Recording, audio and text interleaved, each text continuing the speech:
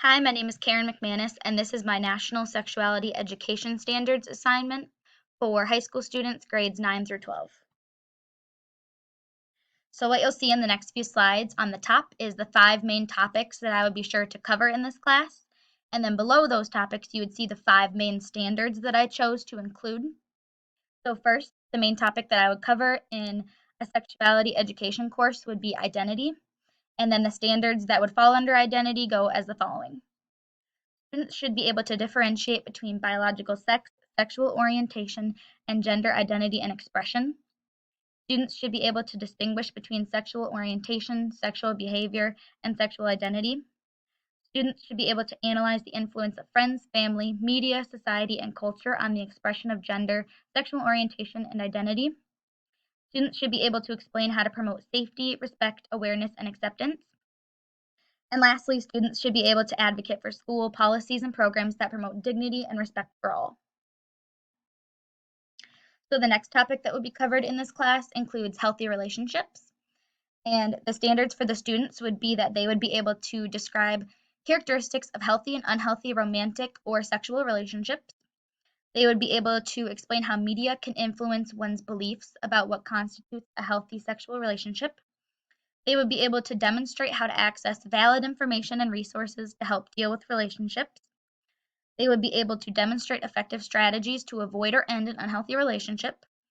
And they would be able to evaluate the potentially positive and negative roles of technology or social media in their relationships. Pregnancy and reproduction would be another topic covered in the class. And with this topic, students would compare and contrast the advantages and disadvantages of abstinence and other contraceptive methods, including condoms. They would analyze influences that may have an impact on deciding whether or when to engage in sexual behaviors. They would learn how to access medically accurate information about contraceptive methods, including abstinence and condoms. They would show that they can demonstrate ways to communicate decisions about whether or when to engage in sexual behaviors. And then they would be able to apply a decision-making model in order to make choices about contraception, including abstinence and condoms. Another topic covered in the class for these high school students would be STDs and HIV.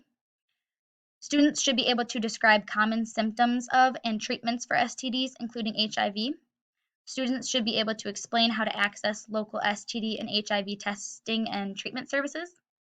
Students should be able to demonstrate skills to communicate with a partner about STD and HIV prevention and testing. Students should be able to apply a decision-making model, again, to choices about safer sex practices, including abstinence and condoms. And students should be able to analyze individual responsibility about testing for and informing partners about STDs and HIV status. And so the last topic that would be covered for high school students in a sexuality education course would be personal safety. And the last few standards falling under this topic would be that students would be able to compare and contrast situations and behaviors that may constitute bullying, sexual harassment, sexual abuse, sexual assault, incest, rape, and dating violence. Students would be able to access valid resources for help if they or someone they know are being bullied or harassed or have been sexually abused or assaulted. Students would be able to demonstrate effective ways to communicate with trusted adults about bullying, harassment, abuse, or assault. Students will be able to advocate for safe environments that encourage dignified and respectful treatments of everyone. And lastly, students will be able to explain why a person who has been raped or sexually assaulted is not at fault.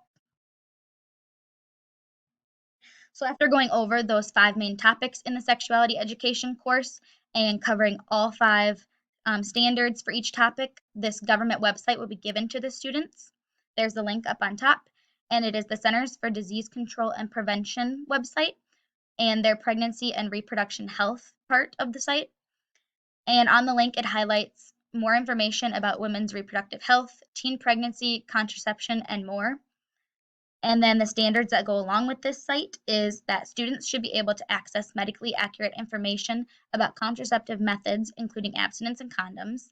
They would be able to access the information and resources about emergency contraception.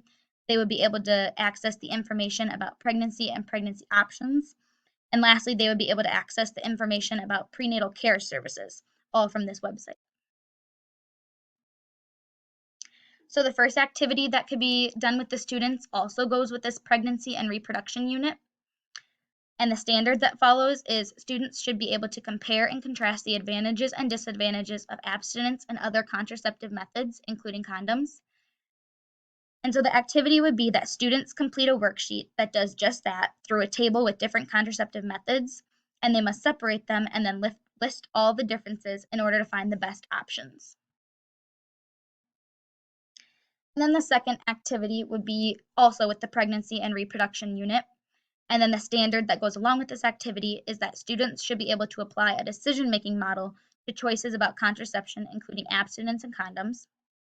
And so what students would do is examine a decision-making model in order to walk through different scenarios and role play with the group in order to make the best decisions together regarding different contraceptive methods to share with the class in a discussion. And there are my references. Thank you for listening.